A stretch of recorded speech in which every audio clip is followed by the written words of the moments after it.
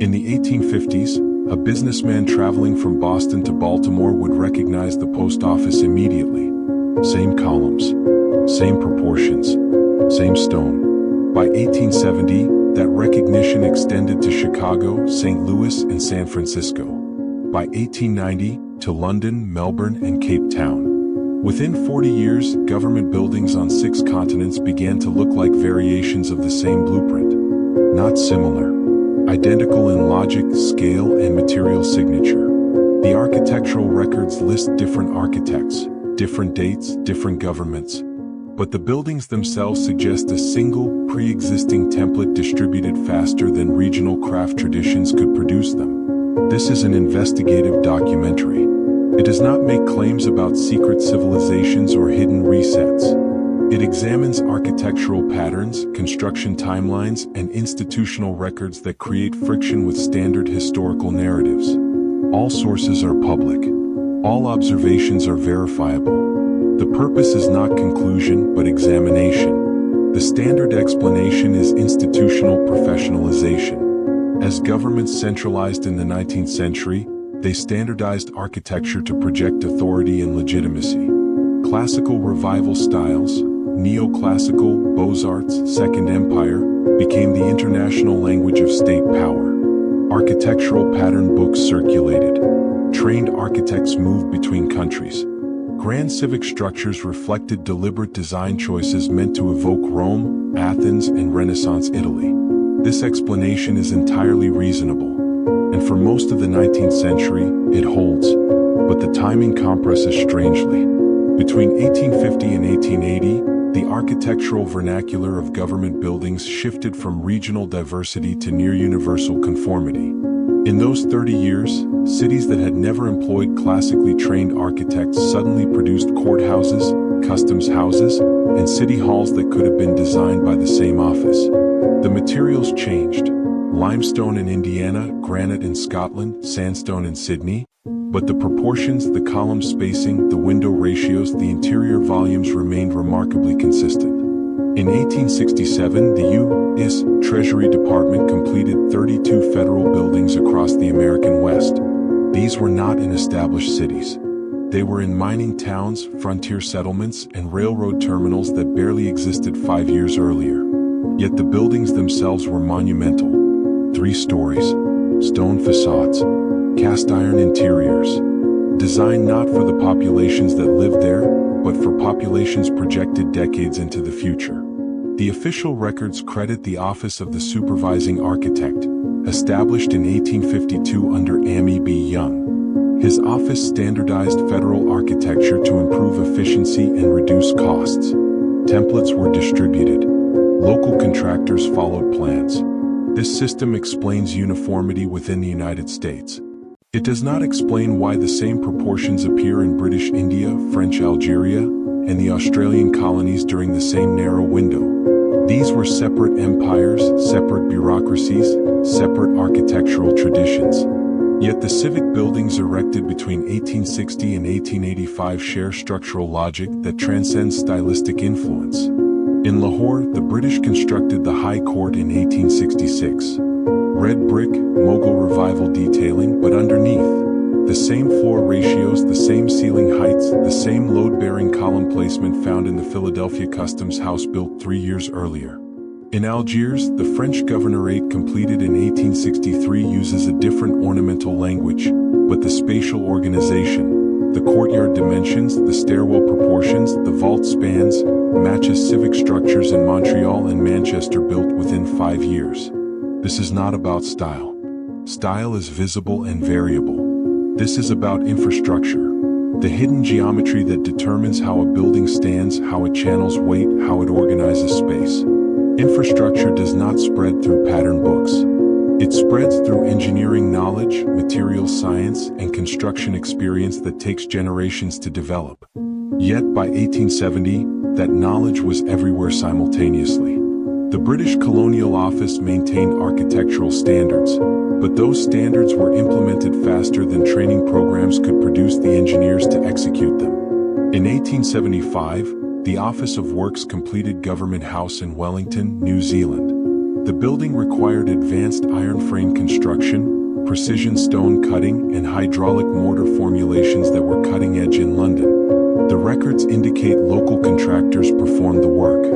The same year, nearly identical techniques appeared in government buildings in Lagos, Calcutta, and Hong Kong. The labor pool that could execute this work did not exist in these cities a decade earlier. The records do not show mass migration of trained engineers. They show local hires, local materials, local foremen. Yet the results are structurally interchangeable with metropolitan construction. In the United States, the pattern intensifies after the Civil War. Between 1865 and 1876, the federal government erected 127 major public buildings in cities that had populations under 10,000. These were not simple structures. They were granite and marble edifices with central heating, gas lighting, fireproof vaults, and load-bearing systems that anticipated expansions planned for the 1890s. The records justify this as Reconstruction-era investment. The government needed to re-establish federal presence in the South and expand into the West. Speed was essential. Standardization was efficient. But the timing is still strange. In 1871, the U.S. Customs House in Portland, Maine was completed. 4 stories, granite exterior, cast iron structural frame. That same year, the Brisbane Customs House opened in Queensland, Australia. Different empire, different continent, different stone. Same frame logic. Same vault construction. Same fireproofing technique. These were not linked projects. There was no institutional coordination between the U.S. Treasury Department and the Queensland colonial government. Yet the buildings share engineering solutions to problems: thermal expansion in metal frames, moisture control in stone masonry, load distribution in multi-story vaults, that were still being solved experimentally in European capitals. The records list the architects. They list the contractors. They list the dates. What they do not list is where the knowledge came from. How the same technical solutions appeared in disconnected jurisdictions within months of each other. How cities with no prior tradition of monumental stone construction suddenly produced buildings that required decades of accumulated expertise. And why those buildings were always too large for their immediate purpose. The infrastructure was built for a scale that had not yet arrived. The Erie Canal opened in 1825. It was 363 miles long, 40 feet wide, and 4 feet deep. It connected the Hudson River to Lake Erie, cutting through terrain that required 83 locks and 18 aqueducts. The project took 8 years and cost $7 million, over $200 million in current value. In 1825, New York's population west of Albany was approximately 200,000. The canal was designed to move 200,000 tons of cargo annually. Within 3 years, it was moving 400,000 tons. By 1836, nearly 700,000 tons. The infrastructure was built before the demand existed. Not slightly before, decades before. The standard explanation is speculative investment. Planners anticipated growth. They built for the future. The canal created the demand it was designed to serve. But the canal itself required engineering that shouldn't have been widely available in 1817 when construction began. The masonry work on the locks used hydraulic cement, a material that hardens underwater. This technology had only recently been rediscovered in Europe. The specifications for the canal's aqueducts required precision stone cutting and load calculation that were experimental even in British canal projects. Yet the Erie Canal was executed by local contractors.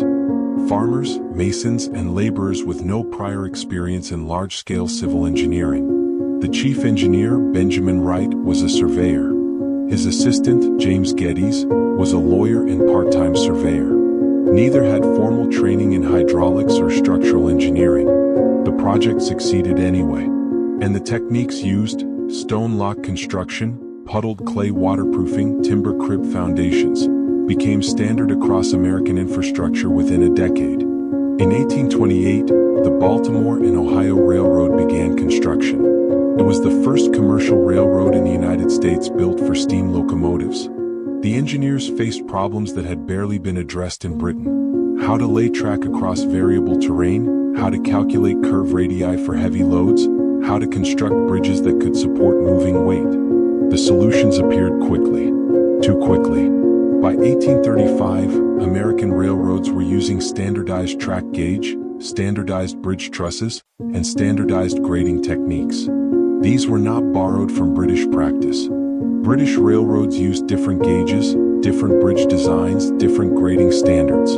The American system developed independently, but uniformly, across disconnected railroad companies in a span of 7 years. In 1840, there were 2,800 miles of railroad track in the United States. By 1850, there were 9,000 miles. By 1860, over 30,000 miles. That rate of expansion required not just capital and labor, but engineering knowledge distributed across hundreds of construction teams working simultaneously in different states. The records show how this was taught. Railroad companies hired experienced engineers who trained local crews. Knowledge transferred through apprenticeship and on-site instruction. But the uniformity is still strange. By 1855, railroad bridges in Ohio, Virginia, and Illinois were using nearly identical truss designs, Howe trusses, Pratt trusses, and later Warren trusses, with load calculations that matched within 5%. These were not centrally mandated designs. They were independently adopted solutions to the same engineering problems, converging on the same answers within a few years. In Britain, railroad bridge design took 3 decades to standardize. In the United States, it took less than 1. The same pattern appears in urban water systems. In 1842, New York completed the Croton Aqueduct, a 41-mile masonry system that delivered 90 million gallons of water daily to a city that was using 30 million gallons. The system was built for a population of 500,000. New York's population in 1842 was 312,000. In 1848, Boston began constructing the Cochituate Aqueduct. In 1851, Philadelphia expanded the Fairmount Waterworks. In 1855, Baltimore completed the Jones Falls system. Each city built water infrastructure for populations they would not reach for another decade. This is fiscally unusual. Aqueducts are expensive. They require bond issues, public debt, and long-term financial commitments. Building infrastructure for future populations is a gamble. Yet between 1840 and 1860, every major American city made that gamble simultaneously, and succeeded. In London, the Metropolitan Board of Works was established in 1855 to address the city's sewage crisis. The engineer, Joseph Bazalgette, designed a system of intercepting sewers that would serve a population of 4 million. London's population in 1855 was 3 million. The system was completed in 1875. By then, London's population had reached 9 million, just under Bazalgette's projection. The same decade, similar systems were under construction in Paris, Berlin, and Vienna. Each designed for populations 50 to 100% larger than current numbers. Each using advanced civil engineering, reinforced brick, pressurized flow calculations, gradient optimization, that required expertise not widely available outside of a few European engineering schools. Yet the systems were built, and they worked. In the United States, the pattern repeats in grain storage. Between 1850 and 1870, grain elevators appeared in Buffalo, Chicago, Milwaukee, and Duluth. These were not traditional warehouses. They were vertical storage systems using steam-powered conveyor belts and mechanical bucket lifts. They could load and unload grain faster than any manual system. The first elevator in Buffalo was built in 1843. It could store 55,000 bushels. By 1860, Buffalo had 30 elevators with a combined capacity of 7 million bushels. In 1860, the grain shipments through Buffalo totaled 5 million bushels. The infrastructure preceded the demand by 2 years. In Chicago, the pattern compressed further. The first grain elevator opened in 1848. By 1860, Chicago had 17 elevators with a capacity of 8 million bushels. The city handled 6 million bushels that year. By 1870, capacity had expanded to 17 million bushels. The city handled 16 million. The infrastructure was always one step ahead. Not decades ahead as with the canals. not years ahead as with the water systems, but consistently ahead, as if the builders knew what was coming. The architectural uniformity extends to city planning. In 1811, New York adopted the Commissioner's Plan, a street grid covering the entire island of Manhattan. At the time, development extended only to 14th Street. The grid platted streets to 155th Street, covering land that was still farmland and would not be developed for another 70 years.